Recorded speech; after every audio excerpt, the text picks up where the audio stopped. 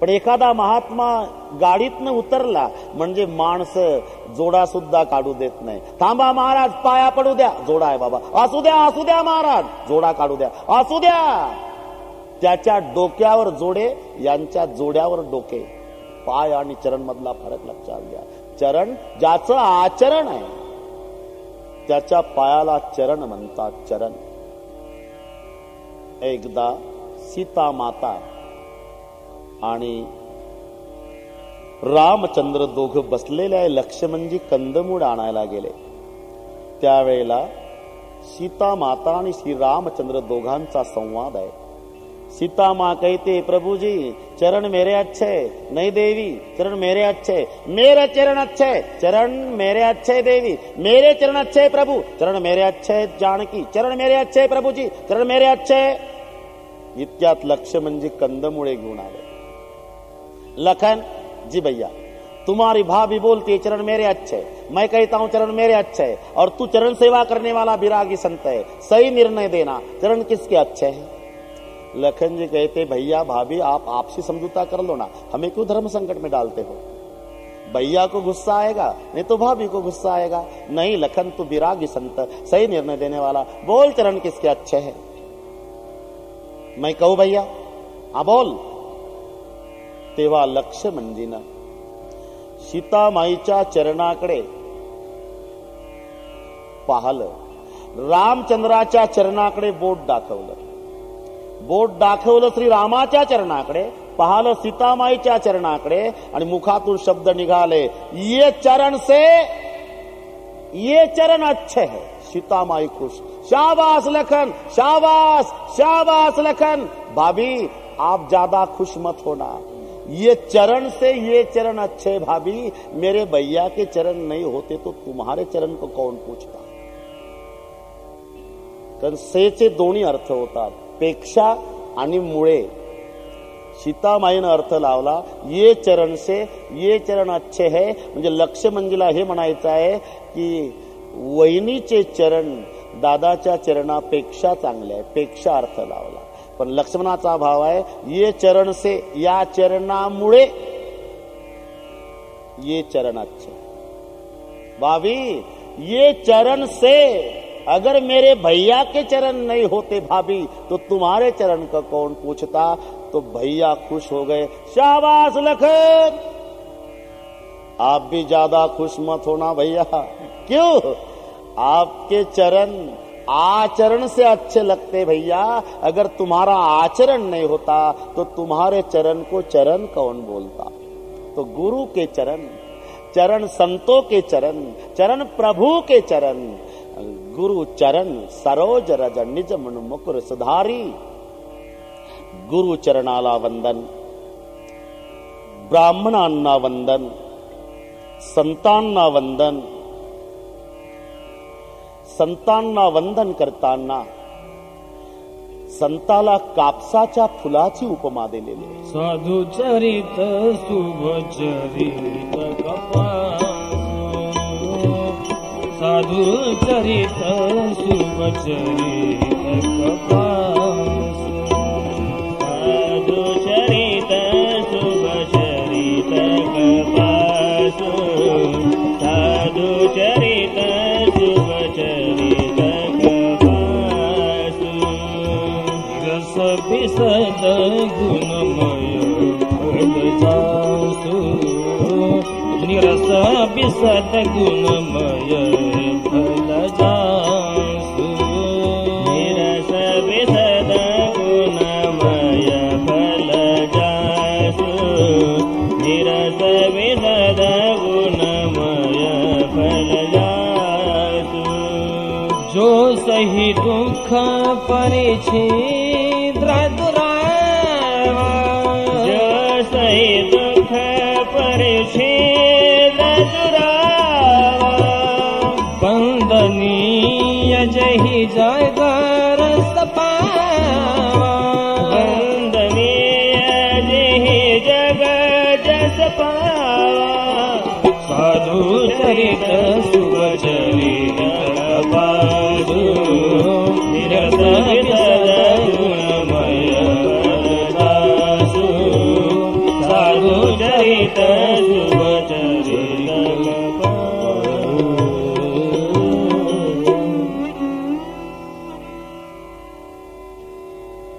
साधू चरित शुभचरित कपास. कापसाच्या फुलाची उपमा देतात का? बाकीची फुलं नाहीत, आहेत, कापसाचंच का निवडलं? याचं कारण आहे, कापसाचं फुल अनेक तंतूचं एकत्रीकरण आहे, तसं साधू म्हणजे अनेक सद्गुणाचं एकत्रीकरण आहे. कापसाचं फुल जगाची लज्जा रक्षण करण्याचं काम करते, तसं परोपकाराच्या कार्यासाठी साधू आहे म्हणून उपमा कापसाच्या फुलाची साधूच्या जीवनाला दिलेली आहे. संतांना वंदन, दुर्जनाला वंदन. संतांना प्रयाग क्षत्र म्हटलेलं आहे. ते एका जागी आहे. संत चालतं फिरतं प्रयाग क्षेत्र आहे. प्रयाग क्षेत्रावरती गंगा, यमुना, सरस्वती 3 नद्यांचं एकत्रीकरण आहे. तसं गंगा, यमुना आणि कर्म.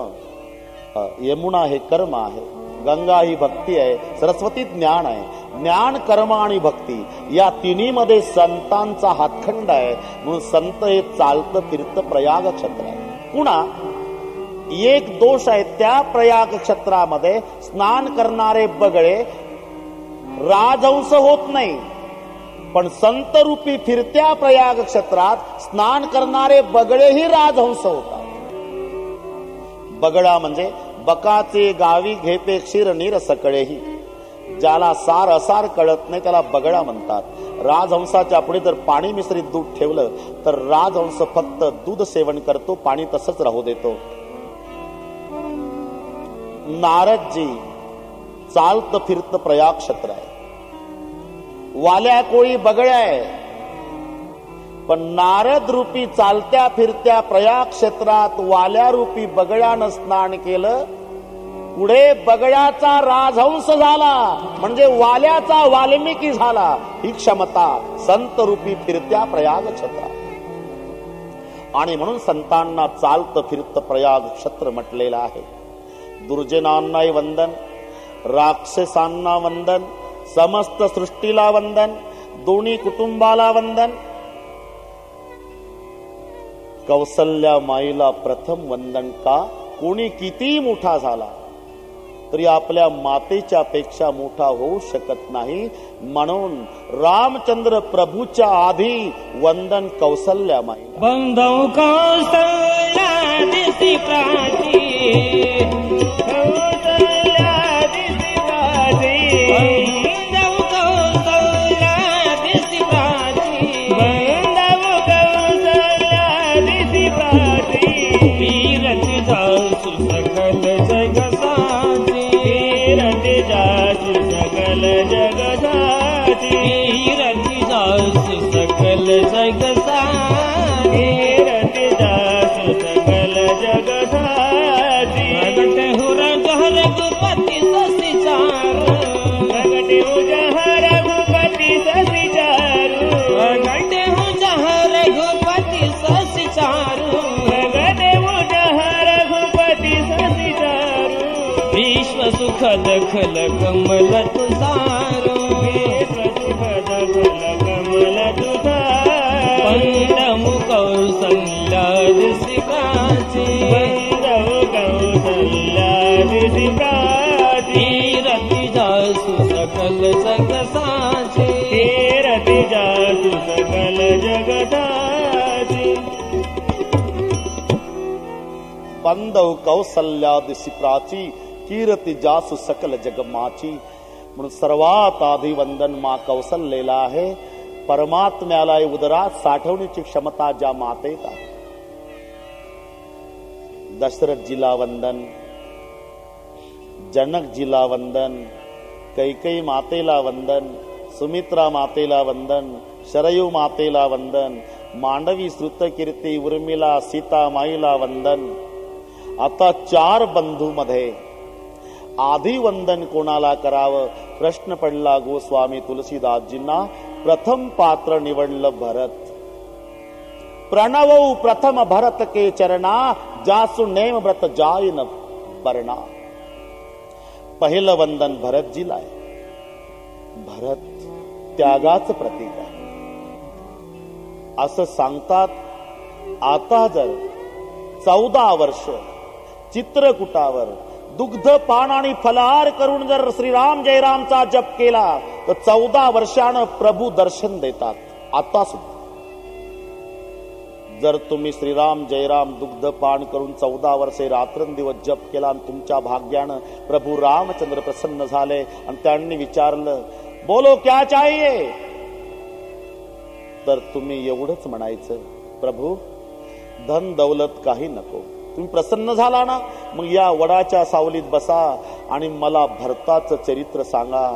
तर प्रभू हेच सांगणार आहे, भरताचं चरित्र सांगण्याची क्षमता माझी नाही, दुसरं काही मागा. एवढं अगाध चरित्र भरताचं आहे की जे चरित्र प्रभूजी सुद्धा वर्णन करू शकत नाही. अशा भरताला गोस्वामी तुलसीदासजी प्रथम वंदन करतात. जेव्हा राज्याभिषेक झाला, राज्याभिषेक, तेव्हा इकडे जयघोष चाललेला आहे. वसिष्ठजींनी पहिला तिलक केला.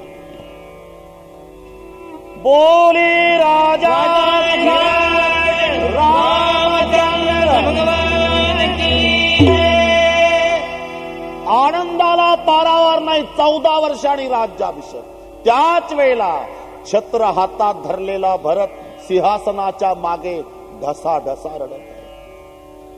हनुमानजीला भरत कुठे दिसेना. हनुमानजी मागे आले, दृश्य बघितलं, इकडे जयघोष चाललेला आहे. तर सिंहासनाच्या मागे भरत हातात छत्र धरलेला खाली मान घालून रडत आहे. हनुमानजीचे डोळे डबडबले. भरतजी क्यों रोते हो, आगे चलो ना, आगे चलो. क्षमा करो हनुमान. क्यों? आगे पुण्यवान जाते हैं, पापी नहीं. ये भरत कैकई का बच्चा है. माझा जन्म झाला नसता हनुमंता तर माझा भाऊ वनवासात गेला नसता. माझा जन्म झाला नसता, माझ्या 3 माता विधवा झाल्या नसत्या. माझा जन्म झाला नसता तर माझा पिता स्वर्गवासी झाला नसता. माझ्या दादाला 14 वर्षे वनवासात भटकायला लावायला कारणीभूत जन्म या पाप्याचा आहे, या भरताचा आहे. काय तोंड दाखवू दादाला. मी मागच ठीक आहे. हनुमानजी डोळे डबडबले.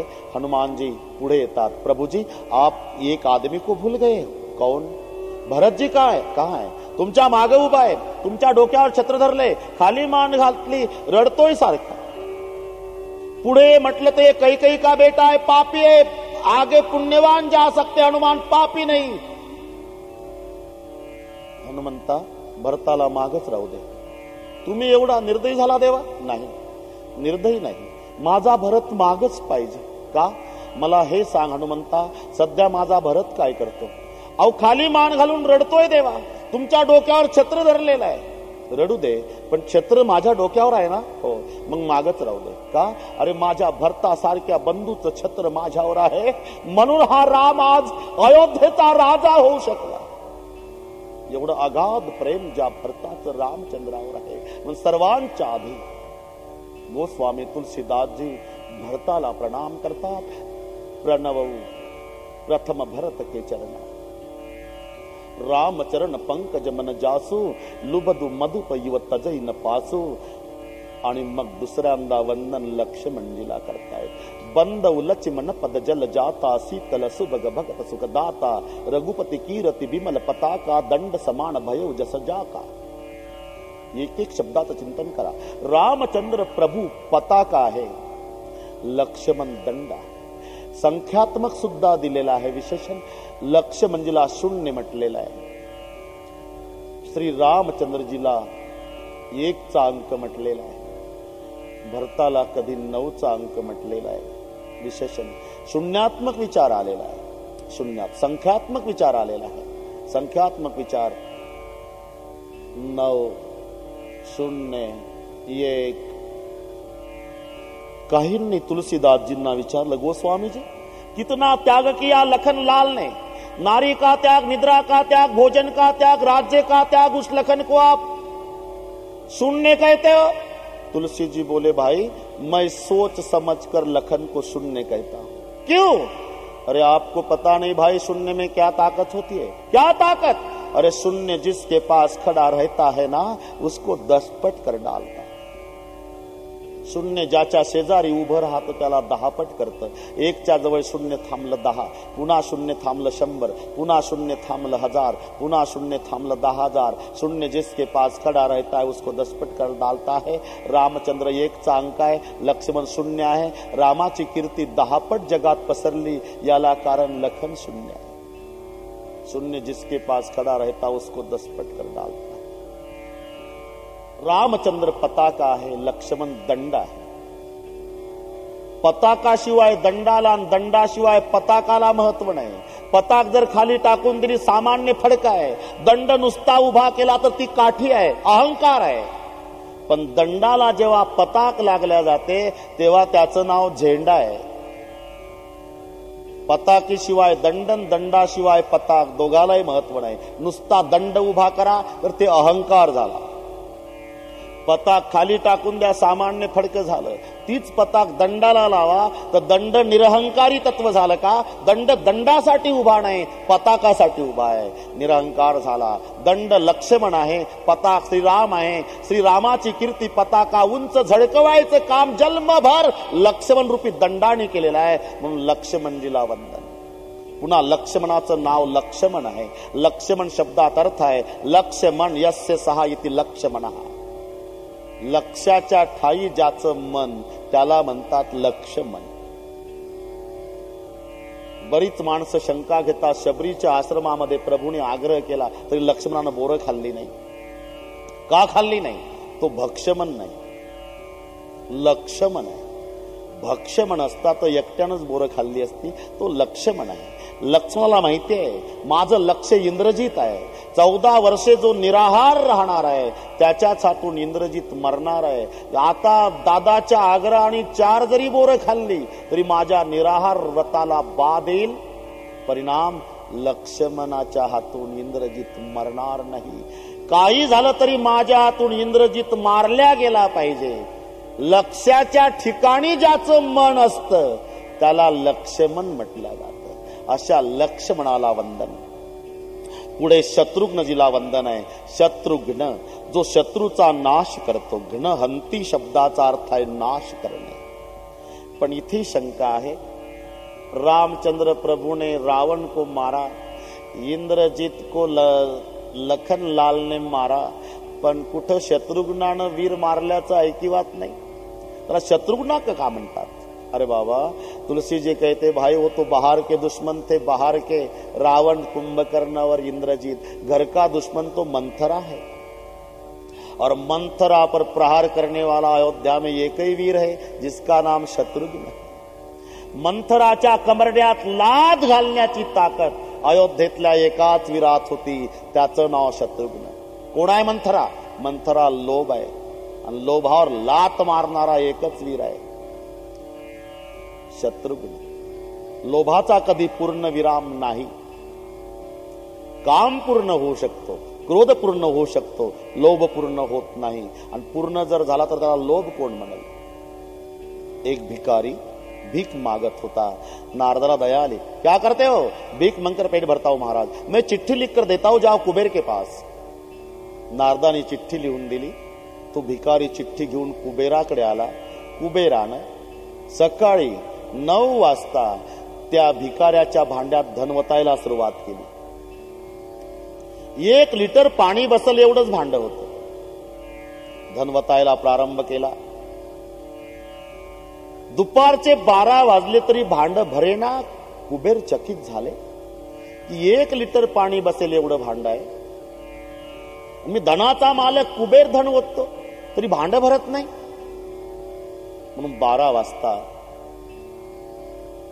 कुबेराने विचारलं, अरे बाबा 3 तास झाले मी तुझ्या भांड्यामध्ये धन ओततो, भांड भरत नाही. हे भांड सोन्याचं तर नाही? भिकारी असला मालक चेष्टा करता का गरीबाची? माझ्याजवळ भीक मागायला भांड जर सोन्याचं असतं तर या सोन्याच्या भांड्यामध्ये नेरमध्ये हायब्रिडचं पीठ मागितलं असतं का? अरे ही बरोबर आहे. मग तांब्याचं तर नाही, मातीचं नाही हो, लाकडाचं नाही, पितळचं नाही, लोखंडाचं नाही, प्लास्टिकचं नाही हो. उलट कर बघू. ते भांड उलट केलं ते भांड नव्हतं, मेल्या माणसाची कवठी होती आणि त्या कवठीमध्ये तो भिकारी भीक मागत असे. त्यावेळेला कुबेर हंसले, बोले भिकारी सच है तेरा? अरे मैं अकेला क्या, मेरे जैसे 50 कुबेर ने इकट्ठा होकर धन डाला तो भी आदमी की खोपड़ी कभी नहीं भरती. त्याचं नाव लोभ आहे आणि त्या लोभावर लात मारणारा अयोध्येत एकच वीर आहे ज्याचं नाव शत्रुघ्न आहे. अशा शत्रुघ्नाला वंदन. पुढे हनुमानजीला वंदन. पण हनुमानजीला वंदन करताना विनव हनुमाना, दुरून दुरून, जवळ जाऊन नाही. का? याची 2 कारण आहे. हनुमानजी हे जगातलं चालतं फिरतं मंदिर आहे. त्यांच्या हृदयात नेहमी सीताराम विराजमान आहे. पायावर डोकं ठेवून दर्शन घेतलं तर फक्त हनुमानजी दर्शन होईल आणि दुरून जर नमस्कार केला तर सीतारामासह हनुमानजीचं दर्शन. म्हणून विनवो हनुमान. दुसरं कारण आहे, हनुमानजी असे ब्रह्मचारी आहे म्हणून मारुतीच्या मंदिरामध्ये गेल्यावर आमची संस्कृती आहे पायावर डोकं ठेवून दर्शन घ्यायचं नाही. हनुमानजीच्या पुढे जायचं, गुडघे टेकवायचे, डोकं पुढे टेकवायचं आणि दोन्ही हात मागं करायचे. ही पद्धत आहे. का? या कृतीतून हे सांगायचं आहे, बाबा तुम्ही असे ब्रह्मचारी आहात, असे ब्रह्मचारी आहात की तुमच्या पायाला हात लावण्याची लायकी आमची नाही म्हणून हात मागं करतोय बाबा. विनवो हनुमान. हनुमानजी अजून आहे, दिसत का नाही? आमच्या डोळ्याचा दोष असेल, नाहीतर आहे. का? नेम होता अयोध्येतला. काय नेम होता? कोणी अकाली मृत्यू पावत नव्हतं. आणि दुसरा एक नेम होता, बापाच्या आधी मुलगा मरत नव्हता. मग ज्याचा बाप अजून 2001 साली आहे, कोण? पवन. पवन हनुमंताचा पिता आहे. वारा आहे की नाही? आता ज्याचा बाप अजून आहे, नियम आहे बाप मेल्याशिवाय मुलगा मरत नाही. म्हणजे बाप जर आहे तर पुत्र आहे. मग दिसत का नाही? तो आमच्या डोळ्याचा दोष आहे. ते 7 चिरंजीवापैकी एक चिरंजीव आहे. रोज कथेला येतात, आम्हाला दिसत नाही तो भाग सोडा. त्यांना निमंत्रण द्यायचं असतं, त्यांचं आसन असते. आई पवन कुमार आसन लीजे प्रेम सहित आई पवन. 60 वर्ष वयाचा बाप आणि 22 वर्षाचा मुलगा सिनेमा बघायला गेले. बापाला मोतीबिंदू आलेला होता. मुलगा 22 वर्षाचा जवान. सिनेमा बघून 1.5 तास झाला आणि मध्यांतर झालं.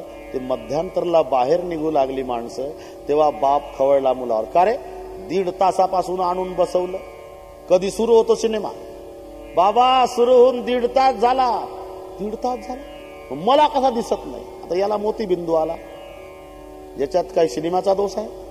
मग बापाच्या डोळ्याचा दोष आहे. तसं हनुमानजी आहे. मग आम्हाला दिसत नाही, समजावं मोतीबिंदू आहे.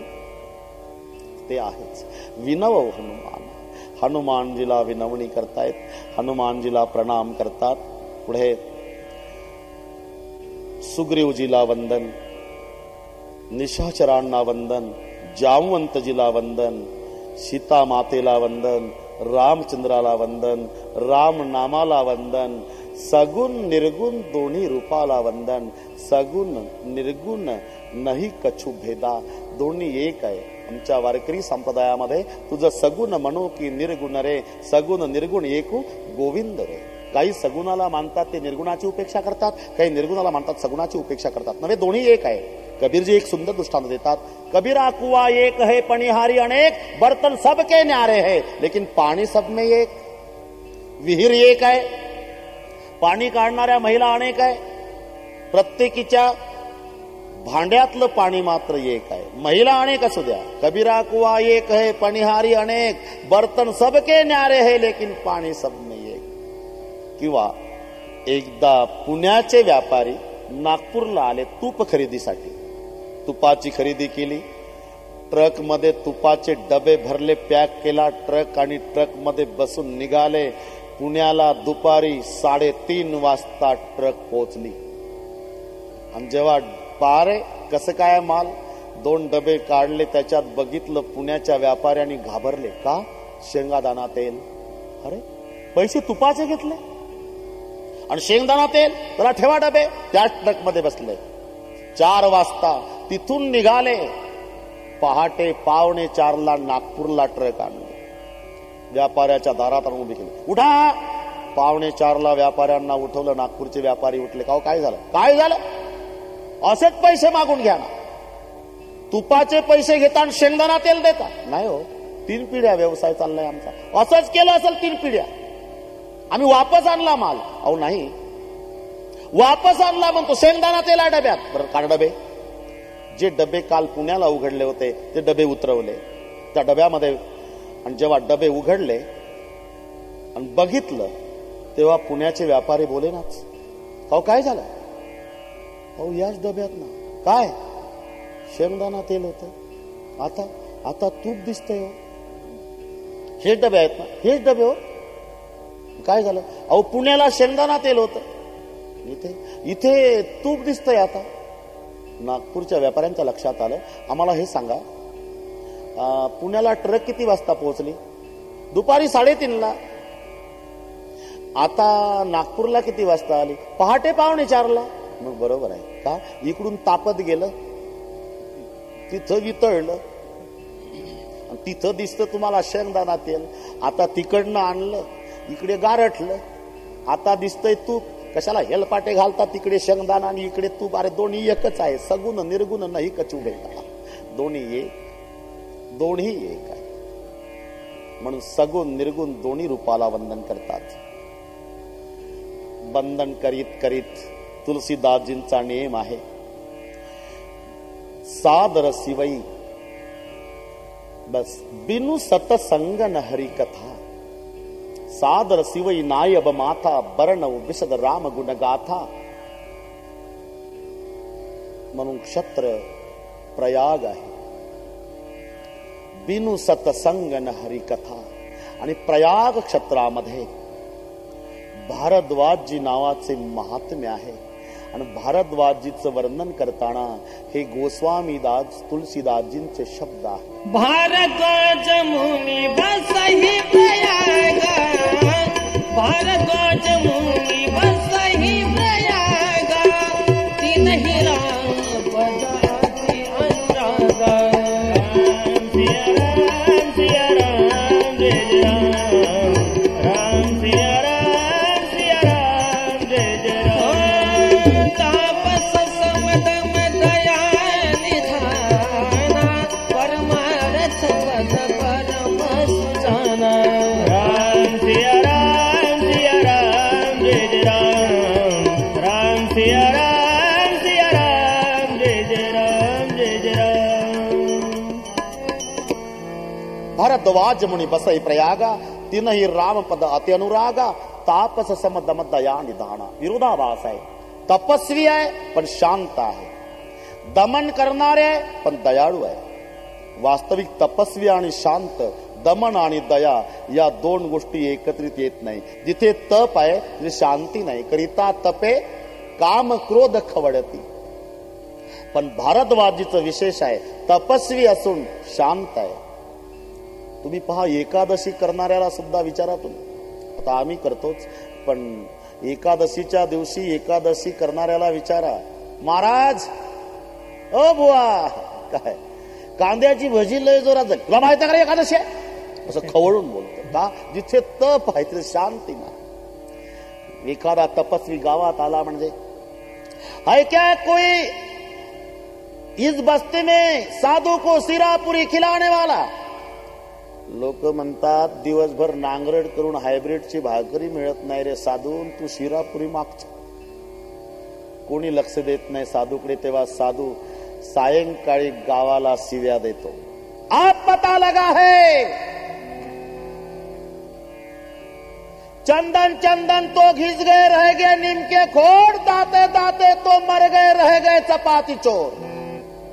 काळाचा वळसा शिव्या दे जनाला, ऐसा तापशाला बोध कैसा. जिथे तपस्वी तिथे शांती नाही, जिथे दमन तिथे दया नाही. पण भारद्वाजीच्या बाबतीत तापस समदम दया निधाना, परमारथ पत परम सुजाना. माघ महिन्यामध्ये माघ मेळ्याच्या निमित्ताने अनेक साधू संत येत असत. प्रयाग क्षेत्रात ज्ञानाचं आदान प्रदान, शास्त्र चर्चा, साधू संतांचं दर्शन, प्रयाग क्षेत्रामध्ये स्नान आणि पूर्णाहुतीच्या दिवशी सगळे साधू संत भारद्वाजीला वंदन करून निघून जात असत. एकदा एक बार भरी मकर नहाए, सब मुनिस आश्रम सिधाए.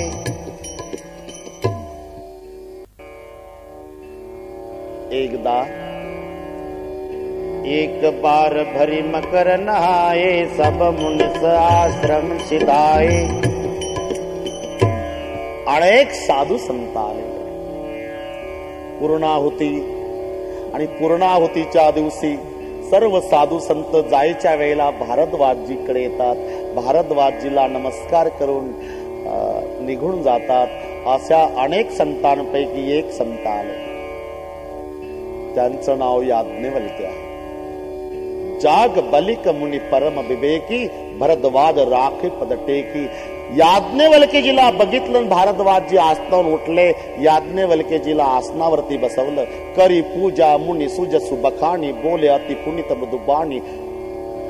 बसलेले आहे याज्ञवल्क्यजी आसनावरती आणि श्रोत्याच्या रूपात पुढे बसले भारद्वाजी.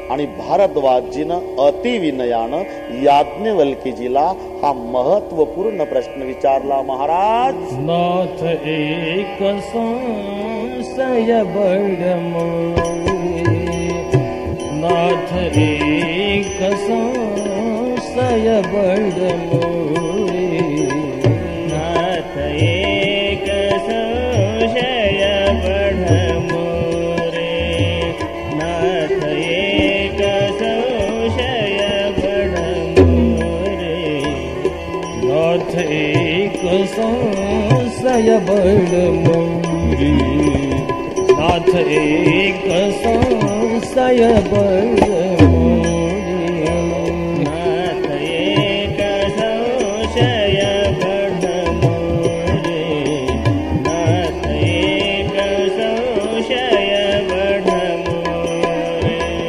करगत वेद तत्व सब तोरे, करगत वेद तत्व सब तोरे, नाथ एक संशय बड़ मोरे, नाथ एक संशय बड़ मोरे. करगत वेद तत्व सब तोरे, करगत वेद तत्व सब तोरे,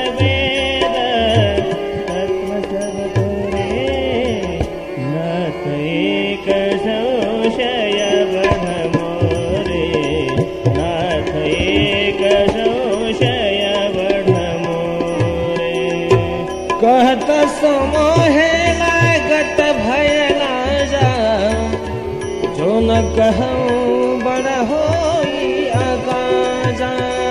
कहत समोही लागत भय लाजा, जो न कहूँ बड़ होई अकाजा, जो न कहूँ बड़ होई अकाजा, जो न कहूँ बड़ होई अकाजा, नाथ एक संशय बड़ मोरे, नाथ एक संशय बड़ मोरे. करगत वेद तत्व सब तोरे, करगत वेद तत्व सब तोरे, नाथ एक संशय बड़ मोरे, नाथ एक संशय बड़ मोरे. नाथ एक संशय बड़ मोरे. संशय. भारद्वाज जी याज्ञवल्क्य जी को पूछ रहे, करगत वेद तत्व सब तोरे, नाथ एक संशय बड़ मोरे. जरा विचार करा, किती कुंभमेळे आतापर्यंत बघितले, किती माघ मेळे दरवर्षीचे, अनेक संतांच्या सोबत शास्त्र चर्चा, ज्ञानाचा आदान प्रदान, किती वर्षे प्रयाग क्षेत्रात स्नान केलं तरी भारद्वाजीचा संशय संपला नाही. तर आपण 3 तासात निसंशय कसं होऊ? संशय प्रत्येकाला आहे. नास्तिकालाही संशय आहे, आस्तिकालाही संशय आहे. दोघेही संशयात आहे. नास्तिक पूर्ण नास्तिक नाही, आस्तिक पूर्ण आस्तिक नाही. आस्तिकाला जर विचारलं तर त्यालाही संशय, नास्तिकाला विचारलं त्यालाही संशय. नास्तिक म्हणतो मी देव मानत नाही, पण कधी कधी मनात येतं की घर चालवणारा प्रमुख असतो तेव्हा घर चालतं म्हणजे एवढं चालतंय म्हटल्यावर याचाही कोणी प्रमुख असला पाहिजे, असा नास्तिकही संशय. आस्तिक म्हणतो मी देव मानतो, पण वडील मरण पावल्यापासून 35 वर्षे झाली देवघरात बसून पूजा मीच करतो, पण अजून देवानं काही दर्शन दिलेलं नाही, काय सांगता येतं आहे की नाही, चालू आहे बापाची परंपरा. आस्तिकही संशयात, नास्तिकही संशयात. एका गावामध्ये एक महात्मा आले. महात्मा गाववाल्याने विनंती केली, बोले महात्मा जी हमारे गांव में प्रवचन करो. बोले ठीक है भाई प्रवचन करूंगा, लेकिन पहले सवाल का जवाब देना चाहिए. बोले कमाल कर रहे हो महाराज, तुम्हारे जैसे विद्वानों के सवालों का जवाब देने लायक अगर हम होते तो आप जैसे पंडित को हमारे गांव क्यों बुलाते. बोले ज्यादा सविस्तर जवाब नहीं चाहिए, हाँ या ना में जवाब देना चलेगा.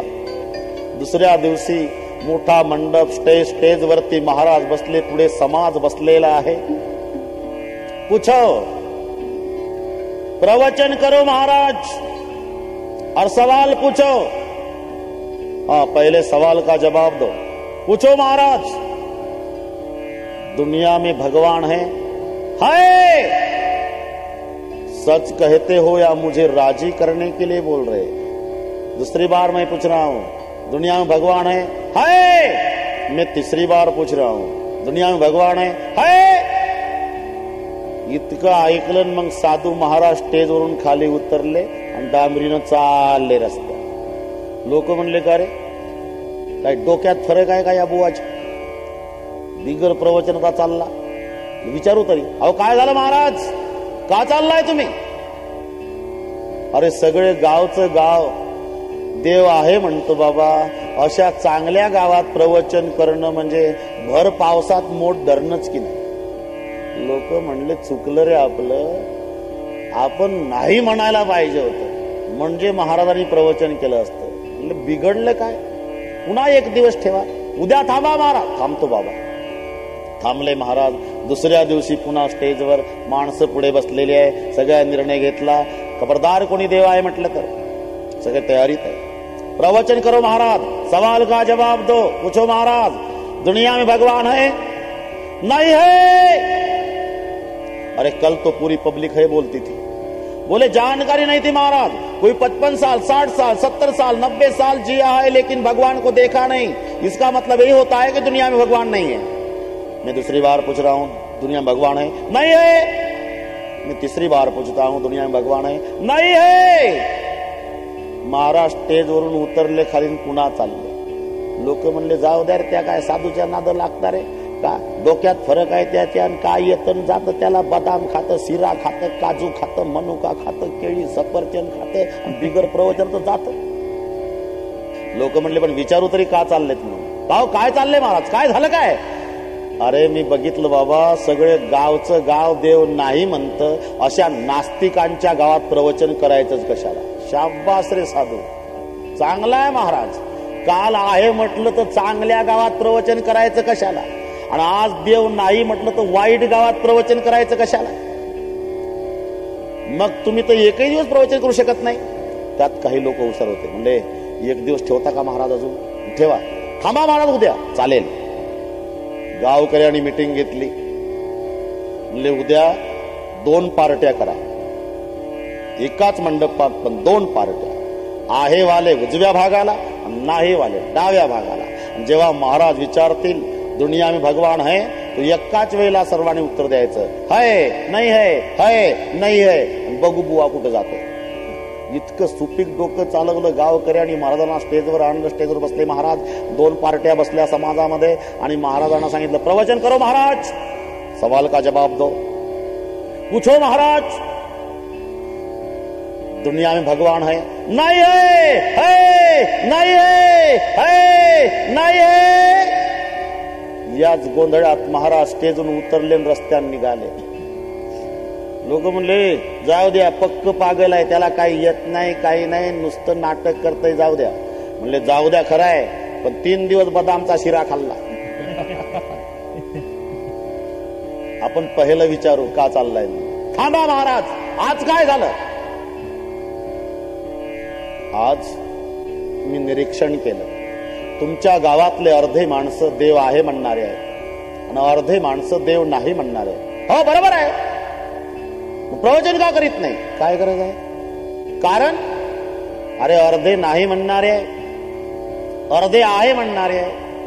मग जेवढे अर्धे देव नाही म्हणणारे आहे तुमच्या गावात, त्यांना देव आहे म्हणणाऱ्या अर्ध्या लोकांनी पटवून द्यायचं. गावातच भागतं तर एवढा खर्च करायचा आणि दुसरा बुवा आणायची काय गरज. बस लक्षात घ्या, नास्तिक हा पूर्ण नास्तिक नाही, आस्तिक हा पूर्ण आस्तिक नाही. दोघही संशयात आहे. सामान्याची गोष्ट सोडा, भारद्वाजी सारख्यांचा प्रश्न आहे. नाथ एक संशय बड मोरे, करगत वेद तत्व सब तोरे. मी तुम्हालाच का विचारतो महाराज, करगत वेद तत्व सब तोरे. लेकिन मुझे अनभिज्ञ मत समझना महाराज, उतनी कथा मैं नहीं, पूरा संसार जानता है.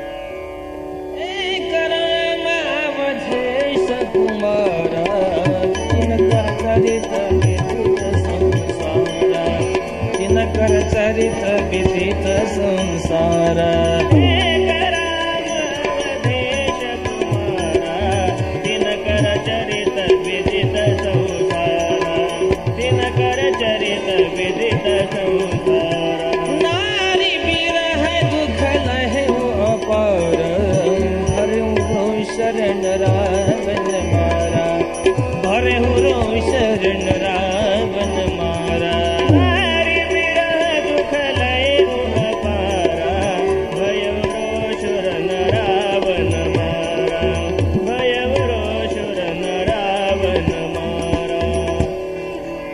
कथा मैं नहीं, पूरा संसार जानता है महाराज. अयोध्या दशरथ जी को 4 बेटे राम लखन भरत रिपुसन, बड़े बेटे राम जी को राजगद्दी मिलने राजगद्दी छिन ली. कई माने भरत बेटे के लिए राम जी को वनवास जाना पड़ा. उनके साथ पत्नी सीता, भाई लखन. सीता का तलाश करते प्रभु आगे सुग्रीव के साथ सेतु बंधन, रावण को मार डाला. अयोध्या राम राज्याभिषेक हुआ. दिनकर चरित विदित संसारा, नारी विरह दुख लयो अपारा, भयो रोष रावण मारा. लेकिन मेरा सवाल इस बात का है, क्या वो वही राम है जिसका सुमरन बनारस में शिव जी करते हैं, या और कोई दूसरा राम है. प्रभु सोई राम की अपर को जाहि जपत त्रिपुरारी, सत्य धाम सर्वज्ञ तुम कहो विवेक विचारी. बाद में याज्ञवल्क्य के हंसने लगे. भारद्वाज, आप पता लगाए, आपको राम कथा की पूरी जानकारी है तो भी अज्ञान के भांति आप मुझे सवाल पूछ रहे हो. तो मैं आपको नहीं, मेरी वाणी पवित्र करने के लिए कथा सुनाता हूं. और ये कथा जो भगवान शिव जी को मां पार्वती ने सवाल पूछा था. एक बात कहूं भारद्वाज जी. क्या महाराज. अरे राम कथा चंद्रमा के किरण जैसी है. राम कथा शशि किरण समान, राम कथा शशि किरण समान, राम कथा शशि किरण समान, राम कथा शशि किरण समान. संत चकोर करहि जी पावा, संत चकोर करहि जी पावा, संत चकोर करहि जी पावा, संत चकोर करहि जी पावा. ऐसे संशय कीन भवानी, ऐसे संशय कीन भवानी. महादेव तब कहाँ बखानी, महादेव तब कहाँ बखानी.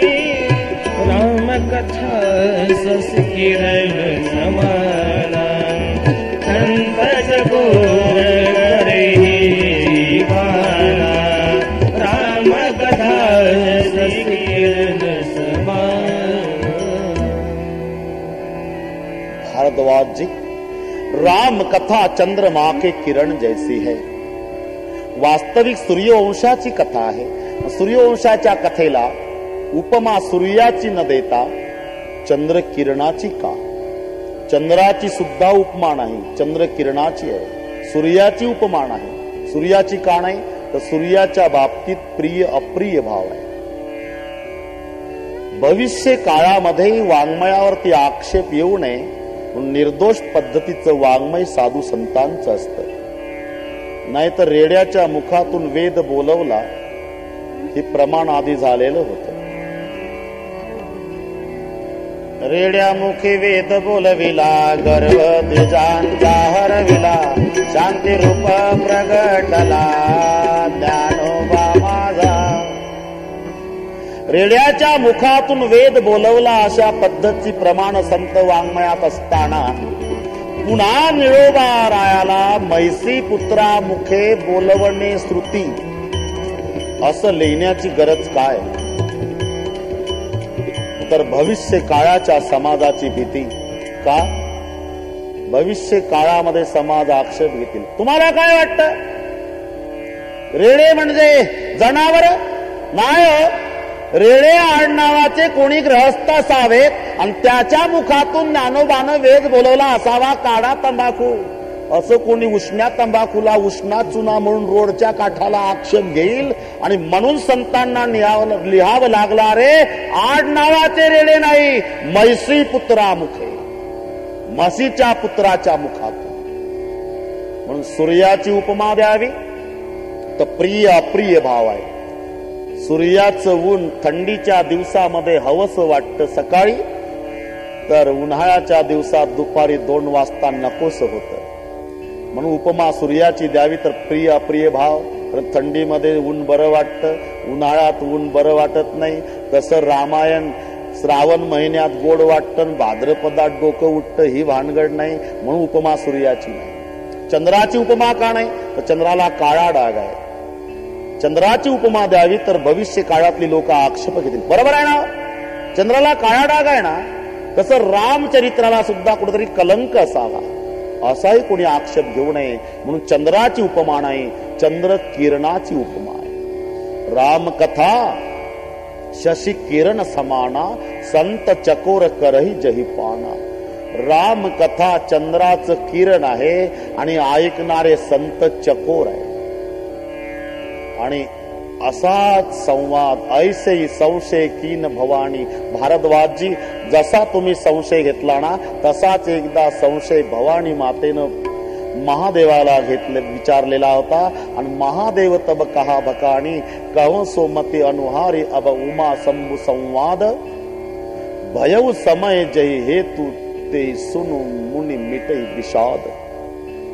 भारद्वाज जी सांगतायत, भारद्वाजजीला सांगतायत याज्ञवल्क्य जी, भारद्वाज एक बार त्रेता युग में, एक बार त्रेता युग माही शंभु गए कुंभजर सिपाही. एक बार त्रेता युग माही शंभु गए कुंभजर सिपाही. एक बार त्रेता युग माही शंभु गए कुंभजर सिपाही. एक बार त्रेता युग माही शंभु गए कुंभजर सिपाही. संग सती जग जननी भवानी, पूजे ऋषि अखिलेश्वर जानी, पूजे ऋषि अखिलेश्वर जानी, पूजे ऋषि अखिलेश्वर जानी. एक बार त्रेता युग माही. याज्ञवल्क्य जी कथेला प्रारंभ करतायत. ऐकायला भारद्वाजजी कथेचं ठिकाण प्रयाग क्षेत्र आहे. भारद्वाजजी एकदा त्रेतायुगामध्ये भगवान शिव अगस्ती महाराजांच्याकडे कथा श्रवणासाठी निघालेले आहे. शिव निघाले असताना सती मातेनं आग्रह केला, कहां जा रहे हो पतिदेव? मैं कथा सुनने जा रहा हूं देवी अगस्ती जी के पास. तो मैं भी आऊंगी आपके साथ, चलो। संग सती जग जननी भवानी, एकटे शिव नाही, सोबत सती आहे. आणि मला वाटतं तेव्हापासून ही पद्धत पडली असावी की एकट्यानं कथा ऐकू नये, दोघांनाही श्रवण करावी. कारण याचा नियम आहे, पतीनं पुण्य केलं तर पत्नीला अर्ध मिळतच, पण पत्नीनं जर पुण्य केलं तर पतीला मिळत नाही. पतीनं पाप केलं तर पत्नीला भोगावं लागत नाही, पण पत्नीनं जर पाप केलं तर अर्ध पतीला भोगावंच लागतं. पतीच्या पुण्याईमध्ये पत्नीचा हक्क असतो, पत्नीच्या पुण्याईमध्ये पतीचा हक्क नाही. म्हणून पतीच्या पदवीमध्ये पत्नीचा हक्क दिसेल तुम्हाला, पण पत्नीच्या पदवीत पतीचा हक्क नाही. खेडेगावामध्ये पती जर शिक्षक असेल तर शिक्षकाच्या पत्नीला माणसं आदराने म्हणतायत, मास्तरीन बाई, तिला सही सुद्धा येत नाही. पण मास्तरीन बाई का? पती शिक्षक आहे, पदवीत हक्क आहे. मास्तर मास्तरीन, वकील वकिलीन, डॉक्टर डॉक्टरीन, बुवा बुईन. कुठं कुठं नसल जमत व्याकरण, पण लक्षात, पदवीमध्ये हक्क आहे. पती जर शिक्षक असेल तर पत्नीला मास्तरीन बाई म्हटल्या जातं. पती जर डॉक्टर असेल तर पत्नीला डॉक्टरीन ताई म्हटल्या जातं. पती जर वकील असेल तर पत्नीला वकिलीन बाई म्हणतात. मी असं विचारतो, याच्या उलट पती शेतकरी आहे, पत्नी शिक्षक आहे, मग कोणी म्हणतंय का मास्तर?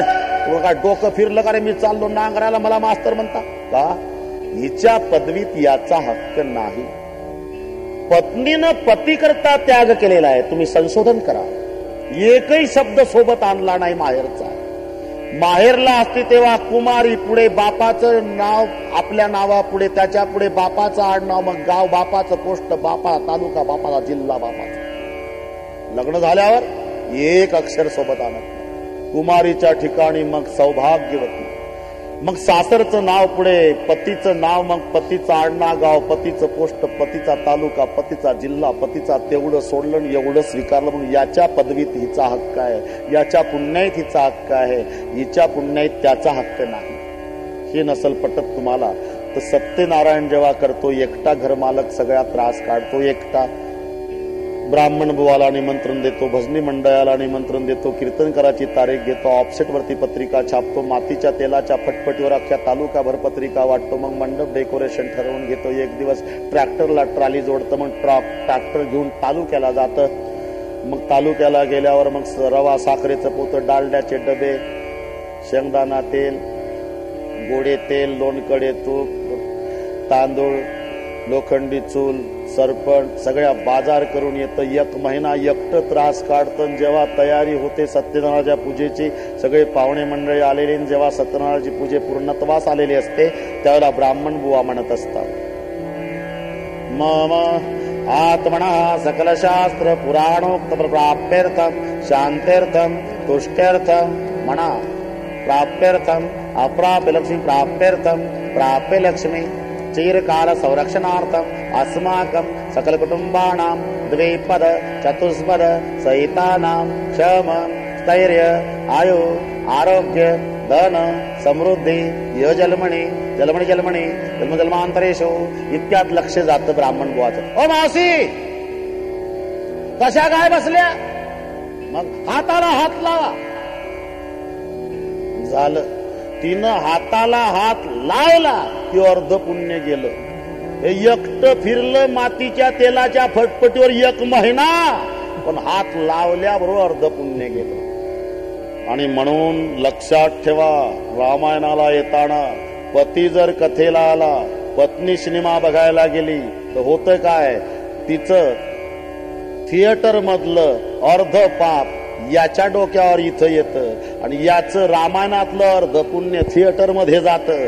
असं होऊ नये म्हणून दुपारपासून सावधान. मी सांगत नाही, शंकर भगवान एकटे निघाले नाही. संग सती जग जननी भवानी, सोबत सती माता आहे. संग सती जग जननी भवानी. सती आणि शिव दोघही अगस्त्यजींच्याकडे येतात. भौगोलिक दृष्ट्या नाशिक जिल्ह्यामध्ये मनमाडच्या पुढे अनकाई नावाचा किल्ला आहे आणि त्या अनकाई नावाच्या किल्ल्यावरती त्या काळी वास्तव्य अगस्त्यजींचं आहे. आणि त्या अगस्ती महाराजांच्याकडे कैलासपती कैलासावरतून शिव सती दोघही कथा ऐकण्याच्या दृष्टीने येतात. पूजे ऋषी अखिलेश्वर जानी. अगस्त्यजीनं नमस्कार केला, बसायला आसन पूजा केली दोघाची. पण शंकर भगवंताला वाटलं ज्याच्याकडे मी कथा ऐकायला आलो केवढी नम्रता आहे, ज्याच्याकडे कथा ऐकायची तो वक्ताच माझ्या पाया पडतो केवढी नम्रता आहे. पण सतीला वाटलं आतापासून पाया पडायला लागलं, एवढं घाबरलं, काय कथा सांगणार आहे. असे दोघांना दोन अर्थ लावले.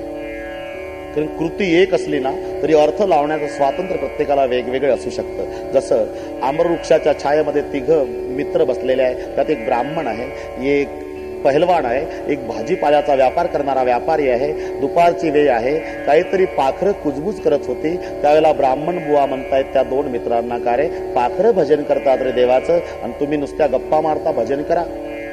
ते काय पाखरं भजन करतात, काय म्हणतात. ब्राह्मण म्हणाले ते काय मला ऐकायला येतं, पण काय म्हणतात ते काय, पण काय म्हणतात सांगा ना. राम लक्ष्मण दशरथ, राम लक्ष्मण दशरथ, राम लक्ष्मण दशरथ, राम लक्ष्मण दशरथ. त्यावेळेला भाजीपाल्याचा व्यापारी होता. लय तसं म्हणत नाही ते पाखरं, काय म्हणतात. आलू भेंडी अद्रक, आलू भेंडी अद्रक, आलू भेंडी अद्रक, आलू भेंडी अद्रक. पहलवान होता, लय तसं नाही म्हणत, काय म्हणतात. दंड बैठका कसरत, दंड बैठका कसरत, दंड बैठका कसरत, राम लक्ष्मण दशरथ, आलू भेंडी अद्रक, दंड बैठका कसरत. काय म्हणतं हे तिघालाही कळत नव्हतं, पण अर्थ लावण्याचं स्वातंत्र्य प्रत्येकाला. तसं नमस्कार करण्याची कृती एक आहे, पण शंकर भगवंताला वाटलं हे केवढे घाबरले. शंकर भगवंताला वाटलं केवढी नम्रता आहे, ज्याच्याकडे आपण कथा ऐकायला आलो तो माझ्या पाया पडतो. पण सतीला वाटलं हे केवढं घाबरलं, काय कथा सांगणार आहे. आणि म्हणून सती मातेनं कथा लक्षपूर्वक ऐकली नाही. कथा पूर्ण झाल्यावर ऋषी पूछी हरि भगति सुहाई, कहा संभव अधिकारी पाई, कहत सुनत रघुपति गुण गाथा, कच दिनतः रहे गिरिनाथा, मुनि सन विदा मागी त्रिपुरारी, चले भवन संग दक्ष कुमारी. आणि मग सतीच्या सोबत शिव कथा ऐकून निघाले. नाशिक भागातली घटना आहे, दंडकारण्य त्रेतायुगातली गोष्ट आहे. सीतामाई चोरीला गेलेली आहे आणि रामचंद्र सीतेच्या शोधार्थ फिरत आहे. आगे रहम लखन मुनि पाछे, तापस बेश विराजत काछे, लक्ष्मण समझाए बहु बातें, पूछत चले लता तरु बातें. रो रहे थे राम जी, रो रहे थे. लखन समझा रहे थे भैया रोना नहीं, भैया रोना नहीं, कुछ दिनों के बाद भाभी मिल जाएगी, भैया रोना नहीं. त्या रस्त्यानं शिव सती राम कथा ऐकून जात आहे आणि सीतेच्या शोधार्थ राम लक्ष्मण तिकडनं येत आहे. शंकर भगवंताला वाटलं बापरे काय योग आहे, आपण ज्याची कथा ऐकली तोच परमात्मा मला दर्शन द्यायला पुढे आला. पण आपण जर पाया पडायला जावं तर माझ्या सोबत माझी पत्नी विद्वान बापाची मुलगी आहे. का सतीच्या बापाचं नाव दक्ष. दक्ष का मतलब होता है चतुरता, चतुरता यानी विद्वान बाप की बेटी. बुद्धिवान है और बुद्धि हमेशा दलीलें करते रहती है. विद्वान बापाची कन्या माझी पत्नी आहे. आता जर जाऊन पाया पडलं ते इथेही डोकं चालवल झालं. सगळे जग ज्याला महादेव महादेव बडा देव सब देवन का बाबा म्हणतं आणि ते ज्याची बायको चोरीला गेली त्याच्याच पाया पडतं देव म्हणून बसलो, असा गैरसमज हिचा होईल. आणि म्हणून महादेवाला पाया पडता आलं नाही. लांब गेले महादेव आणि सती दूर गेले, पण अष्टसात्विक जे भाव होते ते बाहेर आले. अंग रोमांचित झालं, कंठ दाटून आला, डोळ्यातून अश्रू वाहू लागले, हात जोडल्या गेले आणि हात जोडून महादेवाच्या मुखातून शब्द निघाले, सच्चिदानंद घन परमात्मा आपकी जय हो, जय हो, जय हो. सती मातेने विचारले, पतिदेव महादेव बड़ा देव सब देवन के बाबा आप 3 बार जय हो जय हो जय हो कहते हो, वो कौन थे? बोले सती अवसर खो गई तू, वो वही थे जिसकी कथा अगस्त जी के पास हमने सुनी। जासु कथा कुंभ ऋषि पाई, जासु कथा कुंभ ऋषि पाई, जासु कथा कुंभ ऋषि गाई, जासु कथा कुंभ ऋषि गाई, जासु कथा कुंभ ऋषि गाई, जासु कथा